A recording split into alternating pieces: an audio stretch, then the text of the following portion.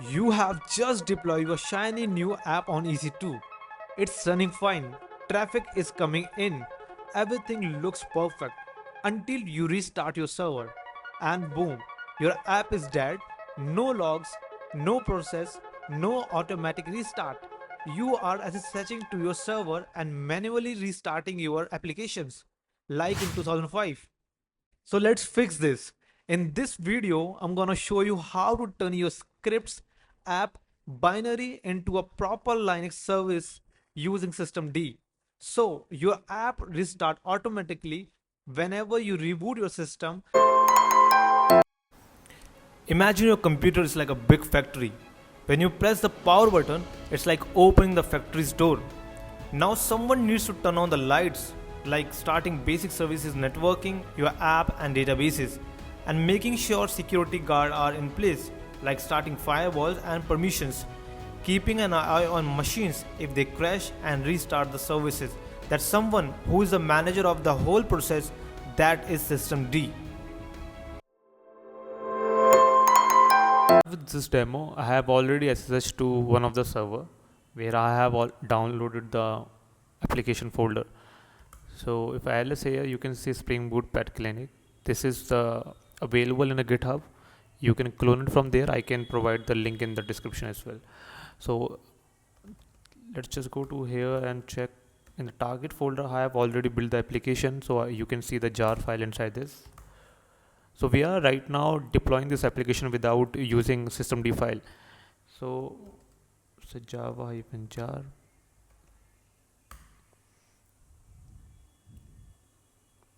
So this application will be up in a 1 minute, I guess. So this Tomcat started server on port 8080. So we can just use the public IP and this port to check whether this application is accessible or not. So here it is. Let's just hit it. So if you see, we can see this application. So as I mentioned in the starting of the video, like if we reboot the system, are we able to see this application again or not? So we'll just going to reboot the system. I'm using another window.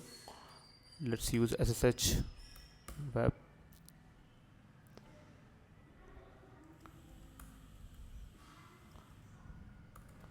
Now let's reboot the system. So as you can see, it's starting reboot, and if I load here, you will see error. And when the reboot is successful, the application, the server is again up.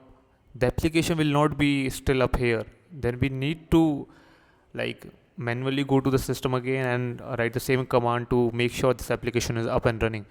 But in production like server, we cannot do this, right? We have to do something automatic so that every time the system reboots, the application again start up.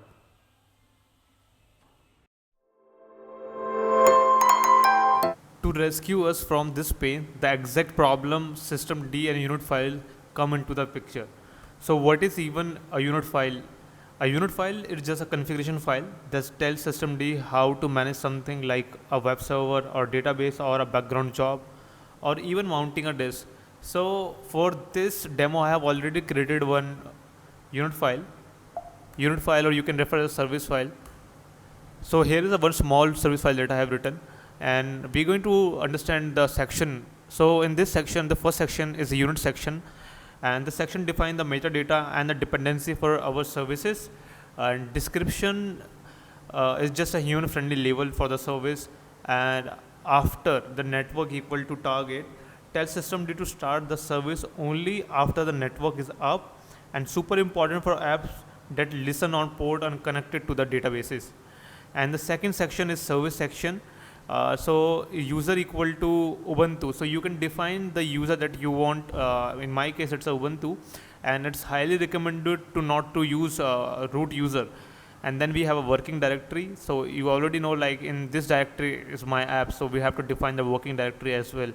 And if you see here, the exec start is basically the same command that we use to run that application. So we are passing the location of the binary and then jar and then the application name. And then we have success exit status equal to 143.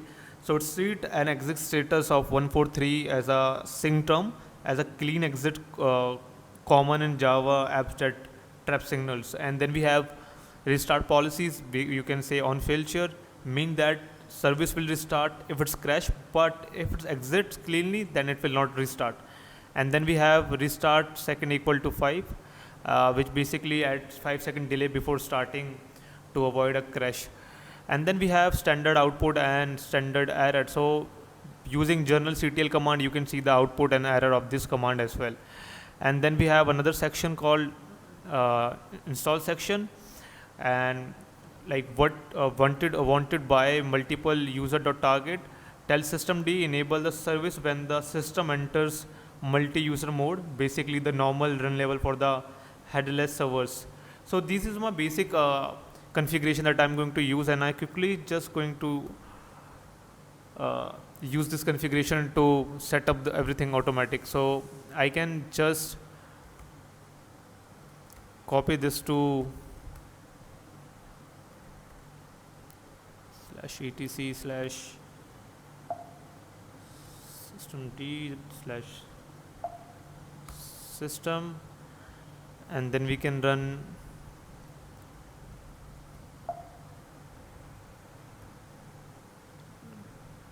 reloader daemon, and let's start this server now.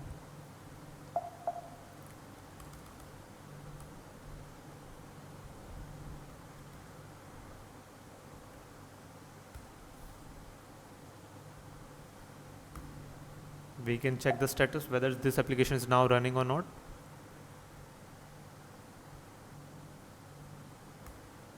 So as you can see, this is now running, and we can also set this to enable as well. We need to enable the service, only then it will be able to coming up after rebooting system. It's a very interesting question where people often ask in DevOps interview, what's the difference between system start and system CTL enable. So we are going to enable this application as well, and now this application is up and running. So if I just go here and hit enter, you can see our application is up and running here. So even if I reboot my system after like 5 or 3 minutes, this application will again come up.